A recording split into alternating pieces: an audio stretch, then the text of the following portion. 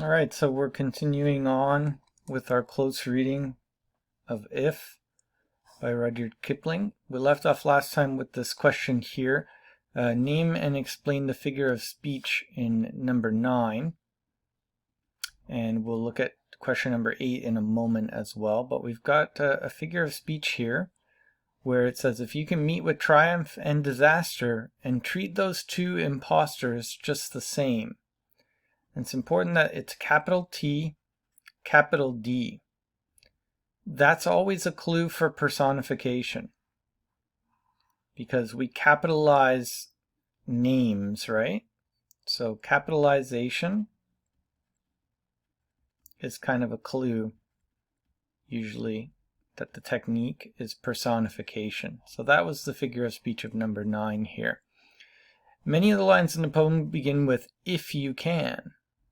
And we've got 3 in a row right here. If you can, if you can, if you can. What's the technique when you've got multiple repetitions at the beginning of lines or the beginning of clauses, the same series of words? If you just said if, it would still count. In this case, there's more than one word. If you can, if you can, if you can, if you can. Here it is here throughout the poem. Okay, this technique is called anaphora or anaphora. Could pronounce it anaphora. So that's where at the beginning of lines or the beginning of clauses of a sentence, in this case it's a poem, so we have lines, they all come at the beginning, and that's what makes it anaphora. Now, what is he actually saying in this, right? Because we've got to get the content as well. So what is Kipling saying in this particular stanza? Well, we talked about this issue of balance, where he's saying, like, if you can do one thing but not be so extreme in it.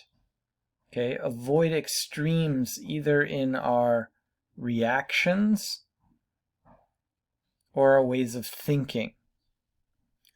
So he says, if you can meet with triumph and disaster and treat those two impostors just the same. Well, what's triumph?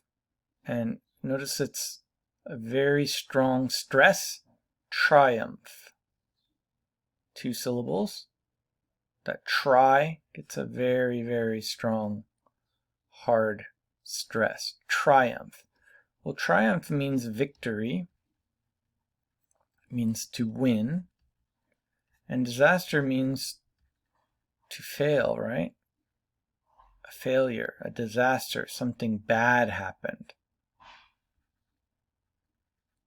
A bad result, a bad event. Usually a big one. Okay, so it's usually like a big failure. If you say, man, that was a disaster, the scale of that, it's large scale failure.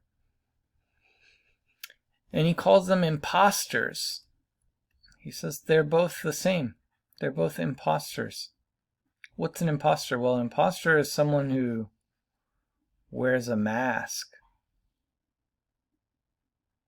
Maybe they wear this mask, but behind,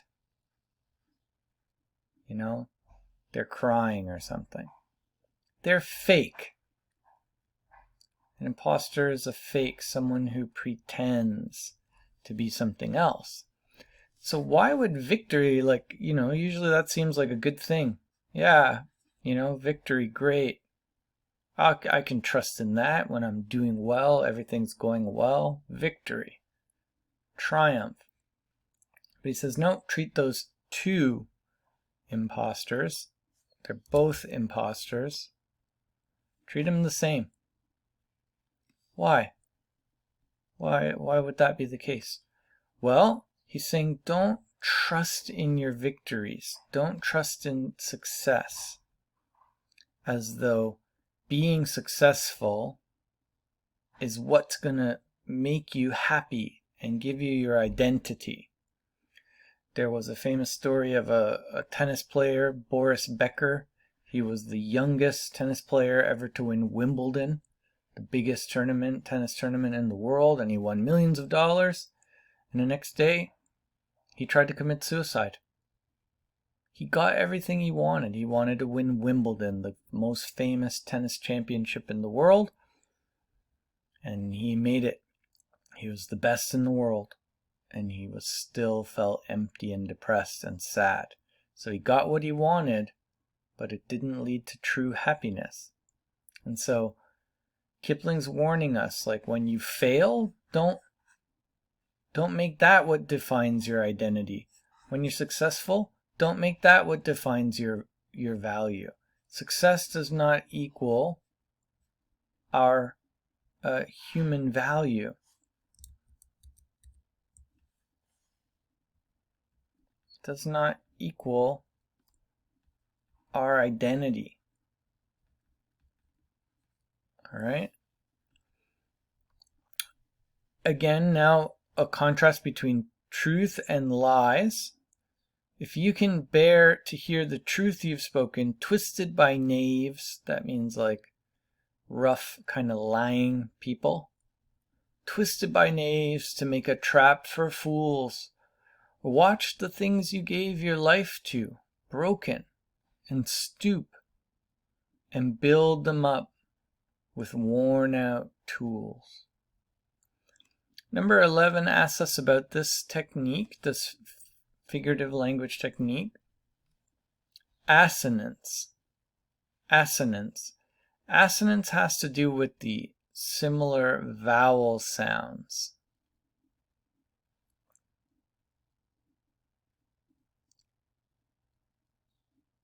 Okay, so in these two lines, do we have any similar vowel sounds? Or watch the things you gave your life to broken, and stoop, and build them up with worn out tools. So we got stoop, tools, got kind of worn.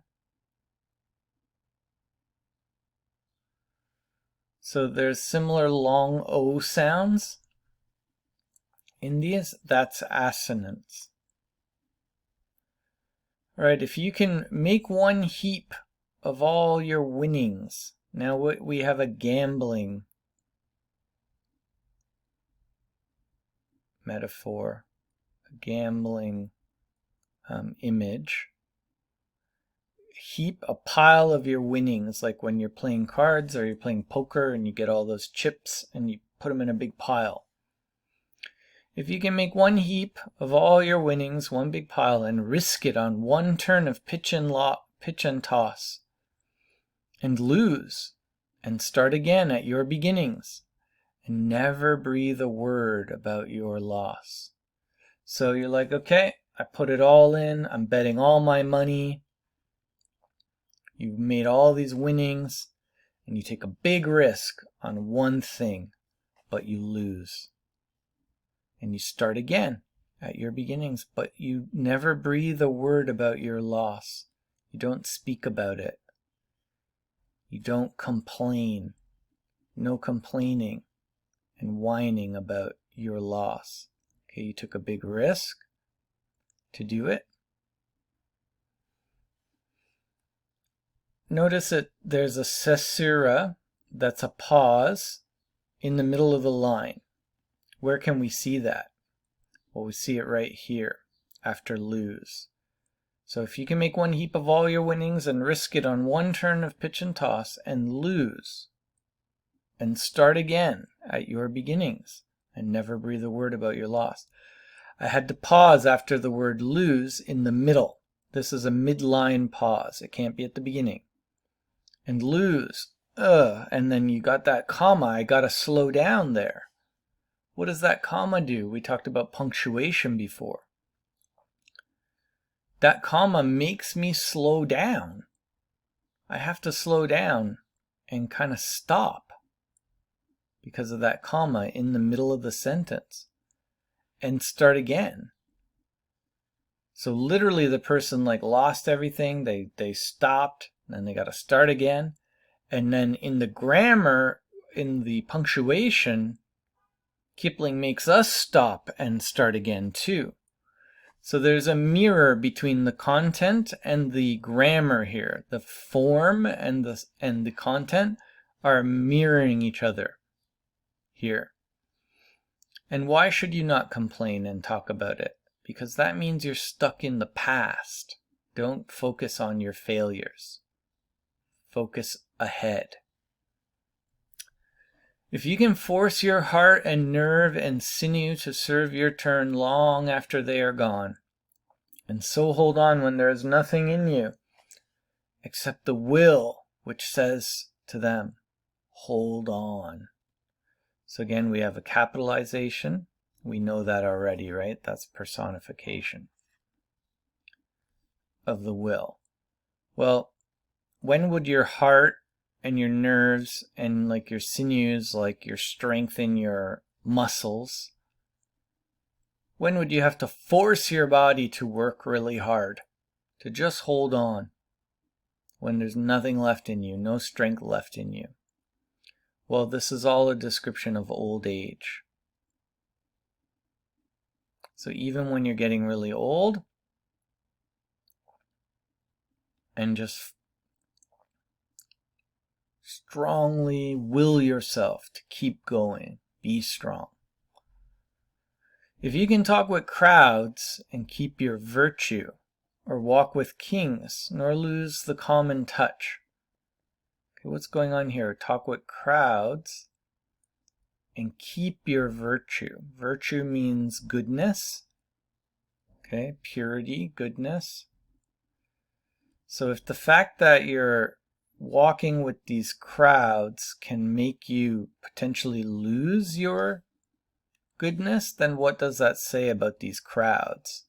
They're kind of bad folk, like not good people to be hanging out with.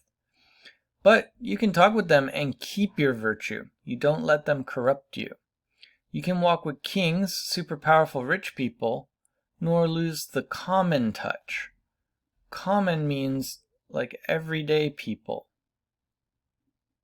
maybe uneducated people, not high class, high level people. So you can be with the high and you can be with the low. You can treat everyone fairly. If neither foes nor loving friends can hurt you, if all men count with you, but none too much. So everyone's important, but no one is too important so that you depend on them, so that your identity, depends on another person. You're not codependent, but you don't write people off either. Everyone's important. Everyone's a human being with dignity, but no one is going to control and master you. If you can fill the unforgiving minute with 60 seconds worth of distance run, why is a minute unforgiving? Time waits for no man is a famous quote. For no one. Everybody, time doesn't care who you are. It's unforgiving. It keeps ticking away. And then finally, yours is the earth and everything that's in it, and which is more, you'll be a man, my son. Now we have the revealing of the identity of the speaker that we asked about here. It's a father giving advice to a son. And the last thing, well, we'll note the meter is strict. The meter is regular. It's iambic, which means da-dum, da-dum, da-dum, da-dum. Okay, we won't have time to go into that more. The last thing I'll say, why is the if hanging like that?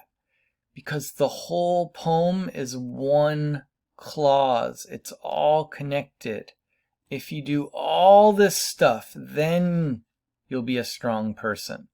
There are no periods in the poem.